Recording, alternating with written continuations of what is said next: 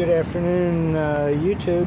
So, right now I'm in Northern Virginia, and I'm on my way to Tewksbury, Massachusetts. The load I have delivers there. I picked it up in Greensboro, North Carolina yard earlier today, and the load that I have delivers to as I say, it delivers to Tewksbury, Massachusetts. I think I said that. Well, if I didn't, I did now. So anyway, it delivers there at 9:30 a.m. on Thursday, April the 3rd. So right now I've stopped, I don't know, there's some little truck stop. I'm on U.S. Highway 29 in Virginia, kind of northern Virginia. And probably about, I don't know, 60 miles from Washington, D.C. I think it said I was about 90 miles from Baltimore, so I may be closer to Washington. So anyway, I stopped here because I had to take a 30-minute break, and so I went inside and used the bathroom, so break should be getting close to being over here in a bit. But it's a pretty nice day today. Temperature mostly, as I drove across Virginia on U.S. Highway 29, it's been about 72 degrees.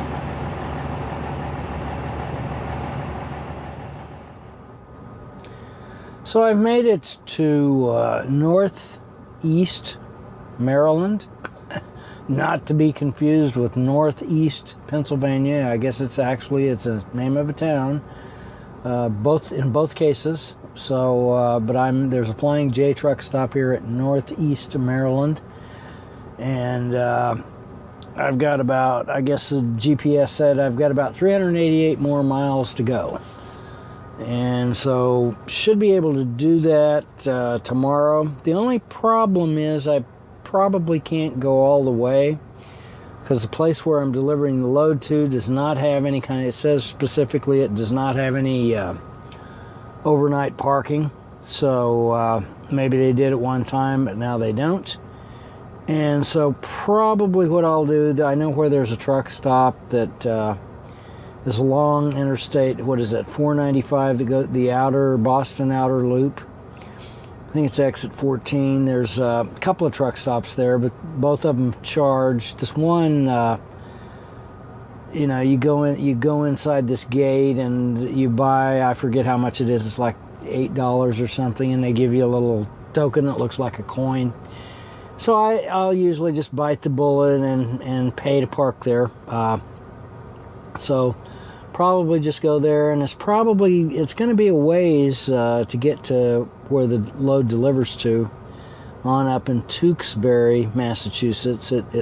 I'm expecting it's going to be 40 to 45 miles on up there, kind of because that loop is pretty big, that outer loop.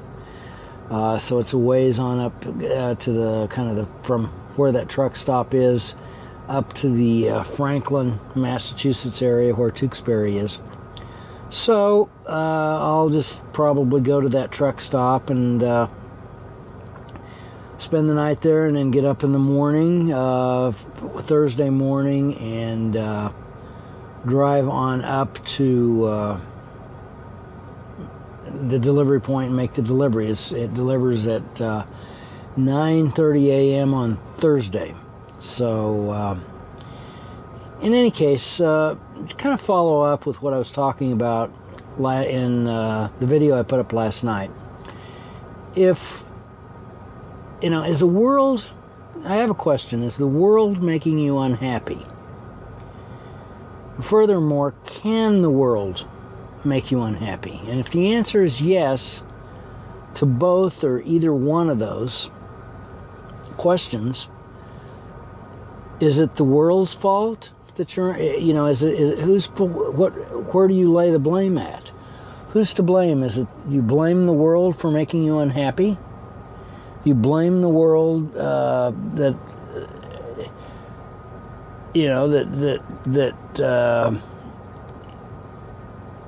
you lack happiness, or it makes you uncomfortable or whatever. And do you think that if the world were suddenly, perfect, what would happen? But the way I look at it, if the world, I'll answer it this way: if the world can make me unhappy, the way I look at it, it's not the world's fault. The world is what it is. The world is imperfect. I'm imperfect.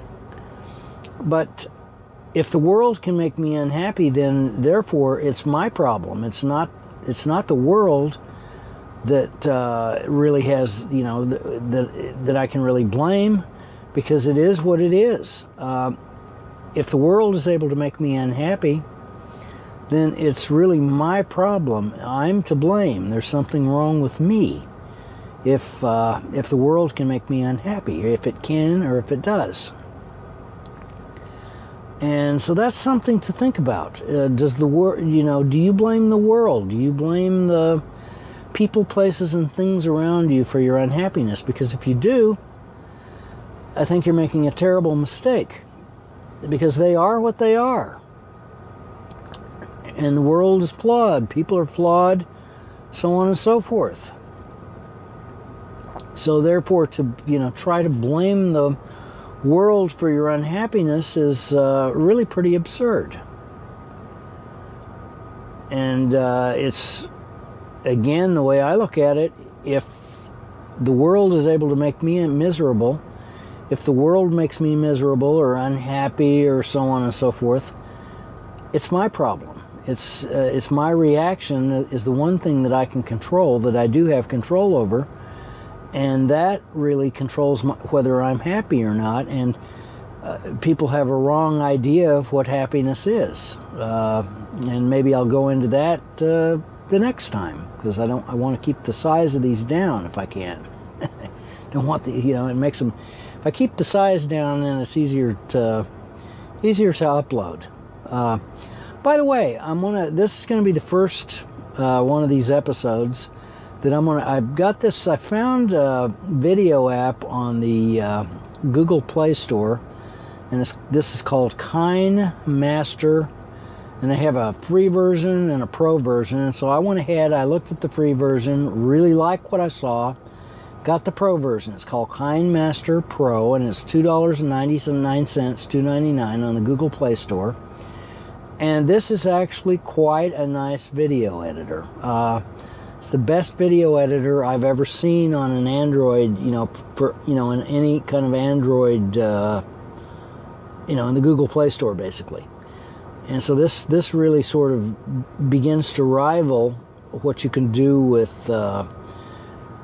whatever the editor is on that Apple gives you on the iPad. What is that? iMovie?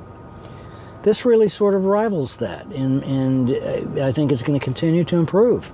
So I'm going to be rendering this with that, and you're going to see some transitions in between the clips, whereas before it was just a hard transition. So now, that's why I paused, because I've been experimenting. That's why I paused when I started the clip and when I end the clip, so that there's room for the transition to take place without it trying to, me talking right up to the end and then pressing the button immediately. And so it has some really neat effects, and it may even help reduce the file size without reducing the quality. I'm not sure about that, but we'll try it. I think that might be the case. So anyway, that's called KineMaster Pro, K-I-N-E, Master Pro, and it works on a bunch of different Android devices, and it's a pretty neat app.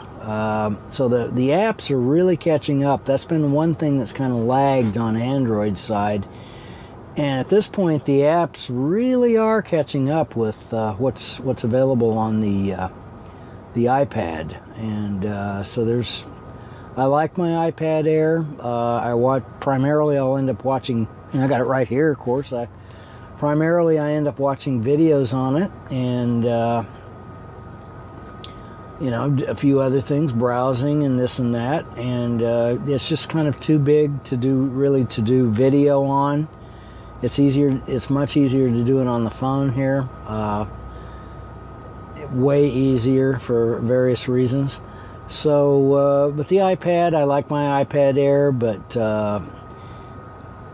next time, whenever it's time to buy a tablet in a few years, probably won't spend the extra money to get the iPad, because by that time things are going to continue to progress. And on the Android side, we're really getting some good apps now, and so we're beginning to approach app parity, and that's going to be a big deal, because then you can take like the Samsung tablets, which can be lower cost. You can take those and actually do something really good with them. So interesting, and you can do some things on Android that you can't do on an iPad. For one thing, on an iPad, Apple specifically blocks you from attaching a Bluetooth mouse, for example. Can't do it. They won't let you do it. Don't want you using the mouse on your iPad. They shouldn't care, but they don't want you to. And it's just one of those Apple things. They've got you locked in the corral. When you buy an Apple device, they sort of lock you in, and they kind of periodically remind you that they're dictating to you how they use the device. On Android, I'm going to do it one of these days. What I want to do is get one of the USB to HDMI cables for this phone, and they're inexpensive. You can get them cheap on Amazon.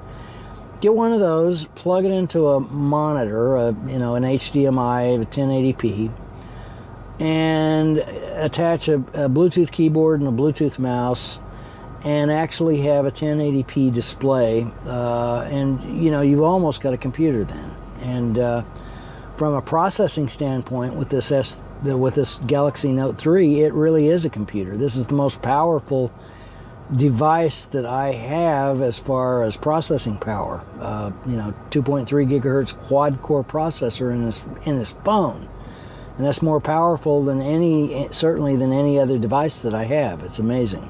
So, anyway, I managed to talk longer than I wanted to, so better cut this off from Northeast Maryland.